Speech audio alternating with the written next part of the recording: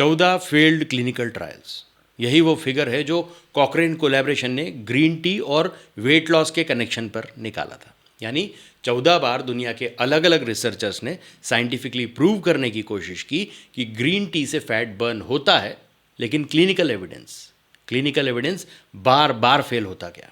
फिर भी आज green tea detox, belly fat cutter, zero calorie health drink जैसे स्लोगन्स हर टीवी एड, इन्फ्लुएंसर वीडियो और सुपरमार्केट शेल्फ पर छाए रहते हैं।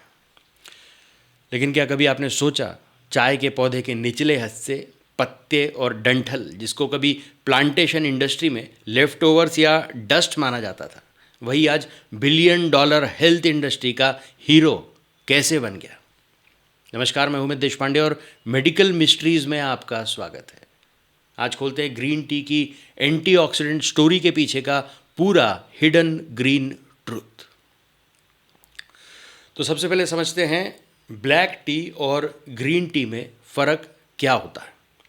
जिस टी प्लांट यानी कैमेलिया साइनेंसिस से चाय बनती है, उसी से ब्लैक टी और ग्रीन टी दोनों तैयार होती है। फ़र्क सिर्फ प्रोसेसिंग का है। ब्लैक टी लीव्स को तोड़ने के बाद उसे पूरी तरह से ऑक्सीडाइज किया जाता है। इसमें कैटेचिन्स, जो कि सबसे इंपॉर्टेंट कंपोनेंट होता है इस चाय के पौधे का, कैटेचिन्स जैसे रॉ एंटीऑक्सीडेंट्स टूट कर दूसरे कॉम्प्लेक्स फ्लेवोनॉइड्स में बदलते हैं और इन्हीं कॉम्प्लेक्स फ्लेवोनॉइड से टेस्ट, अरोमा और रिचनेस आती है। यही रीज़न है कि प्रीमियम ब्लैक टी को पूरी दुनिया में टेस्ट और क्वालिटी के लिए पसंद किया जाता है। वहीं दूसरी तरफ ग्रीन टी में पत्तियों और डंठल, जो नीचे की बची हुई पत्तियां और डंठल होती हैं, उसको लाइटली स्टीम या पैन फ्राई करके इस ऑक्सीडेशन प्रोसेस को रोक दिया जाता है। यानी इसमें मिनिमल प्रोसेसिंग होती है और वही डंठल वाले प्लांटेशन वेस्ट या डस्ट ग्रेड टी को मार्केट में टी बैग्स में भरकर बेच दिया जाता है। अब ग्रीन टी का सबसे इंपॉर्टेंट कंपोनेंट होता है कैटेचिन। उसके अंदर जो कंपाउंड रहता है उसका नाम होता है कैटेचिन। अब 2010 में उल्हा और उनकी टीम ने journal of agriculture and food chemistry में एक डिटेल्ड स्टडी की, जिसमें चाय के पौधे के अलग अलग ग्रेड्स की पत्तियों का कैटेचिन कंपोनेंट, इंपॉर्टेंट कंपोनेंट जो रहता है कैटेचिन कंटेंट को एनालाइज किया। अब इस रिपोर्ट का कंक्लूजन साफ था कि डंठल और नीचे की पत्तियों में ये इंपॉर्टेंट एंटीऑक्सीडेंट कैटेचिन काफ़ी कम होता है। अब एक और बात, इस रिपोर्ट में उन्होंने ये भी बताया कि जो इसका रियल एंटीऑक्सीडेंट होता है कैटेचिन, इसका एब्जॉर्प्शन ह्यूमन बॉडी में नेग्लिजिबल होता है। एंटीऑक्सीडेंट वैसे ही कम है और इस एंटीऑक्सीडेंट का ह्यूमन एब्जॉर्प्शन नेग्लिजिबल होता है। सोचिए, जिस डस्ट डंठल क्वालिटी को प्रीमियम ब्लैक टी में कोई खरीदना नहीं चाहता, वही डंठल टी बैग्स में पैक होकर डिटॉक्स मिरेकल के नाम पर बेचा जाता है। प्रोसेसिंग भी मिनिमल, ऑक्सीडेशन और रोलिंग की मेहनत भी बच गई और लेबर कॉस्ट भी ऑलमोस्ट हाफ। अब आते हैं उस सवाल पर, क्या एंटीऑक्सीडेंट सच में हेल्थ मिरेकल है? 1994 में जामा में alpha tocopherol beta carotene cancer prevention study छपी थी, जिसमें फिनलैंड के करीब 29,000 स्मोकर्स पर विटामिन बी और बीटा कैरोटीन सप्लीमेंट्स का इफेक्ट देखा गया था।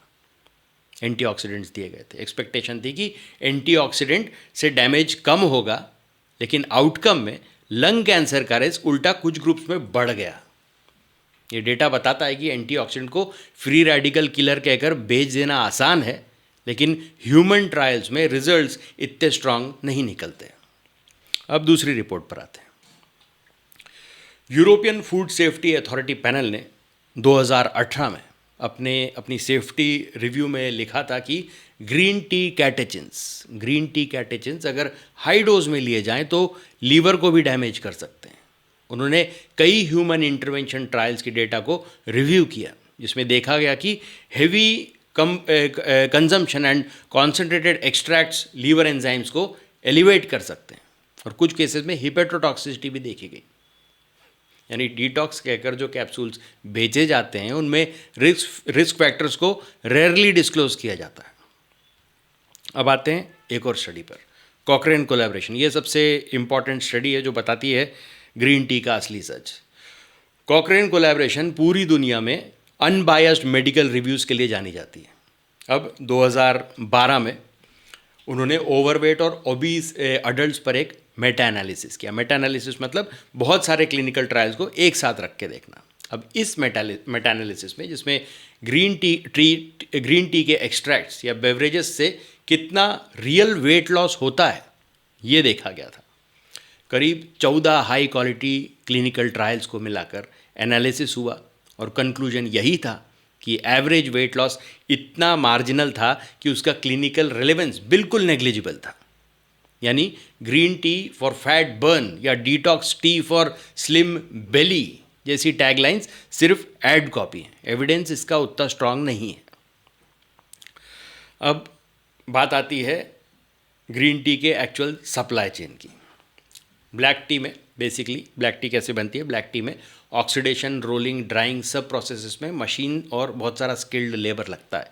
तो ब्लैक टी बनाने की कॉस्ट बहुत ज़्यादा होती है और टेस्ट और एरोमा भी उतना ही प्रीमियम होता है। मेहनत लगती है और टेस्ट और एरोमा भी इसका बहुत प्रीमियम होता है। दूसरी तरफ ग्रीन टी में लीव्स को बस हल्का सा हीट करके डायरेक्ट पैक कर दिया जाता है, इतना ही काफ़ी होता है उसके लिए। प्लांटेशन में लोअर ग्रेड डंठल जो ब्लैक टी में रिजेक्ट हो जाती है वो सीधे टी बैग्स के अंदर चली जाती है।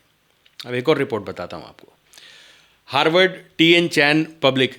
चैन स्कूल ऑफ पब्लिक हेल्थ ने 2020 में ग्रीन टी पर एक पोस्ट में साफ कहा था कि लैब स्टडीज़ में green tea catechins free radical को न्यूट्रल कर सकते हैं, लेकिन ह्यूमन डाइजेस्टिव सिस्टम में उनका एब्जॉर्प्शन उतना एफिशिएंट नहीं होता।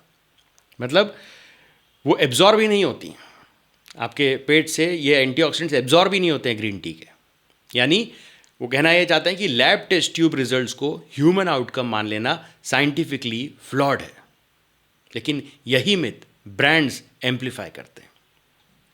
अब सोचिए इस डंठल ग्रीन टी का टेस्ट भी बहुत फीका होता है, तो कंपनीज क्या करती हैं? कंपनीज जूस इंडस्ट्री के बचे कुछ नींबू के छिलके, अदरक या तुलसी पाउडर इसमें मिला देती हैं ताकि इसके फ्लेवर में फ्रेशनेस का इल्यूजन बने। इस मिक्स के ऊपर नेचुरल इम्यूनिटी बूस्टर और एशियन हेरिटेज जैसे इमोशनल टैग्स चिपकाकर फैंसी डिटॉक्स बॉक्सेस में बेचे जाते हैं। आप कभी सोचिए, आप जो टी बैग खरीदते हैं उसमें एक्चुअल टी लीव्स का ग्रेड क्या है ये आपको उसमें बताया जाता है। और तो और इसमें ग्रीन कलर भी मिला देते हैं ताकि अच्छा ग्रीन टी में ग्रीन कलर दिखे आपको। अब आते हैं दूसरे पॉइंट पर।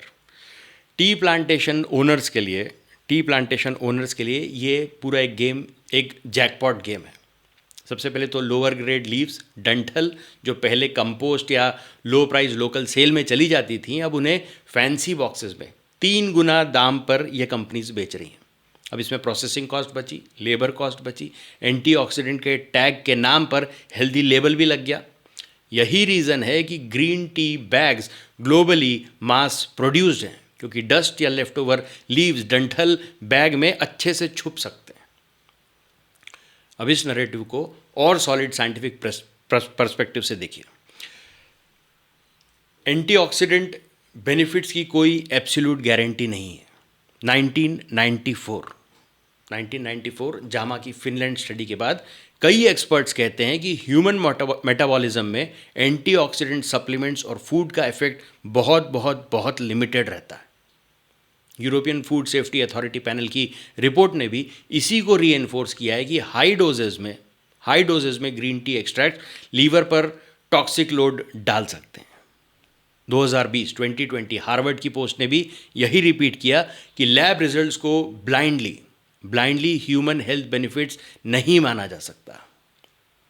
मेडिकल मिस्ट्रीज आपको डराना नहीं चाहता, बस आपको इन्फॉर्म्ड बनाना चाहता है। अगली बार जब आप एक एक्सपेंसिव डिटॉक्स ग्रीन टी का पैक उठाएं तो खुद से पूछिए कि क्या आप प्लांटेशन का रियल प्रीमियम टेस्ट पी रहे हैं या लेफ्ट ओवर डंठल की डस्ट को एंटीऑक्सीडेंट मिरेकल समझ रहे हैं। मैं हूं अमित देशपांडे और ये था एक और हिडन ट्रूथ। फिर मिलेंगे एक और मेडिकल मिस्ट्री के साथ। तब तक सोचिए, सवाल कीजिए और स्वस्थ रहिए। धन्यवाद।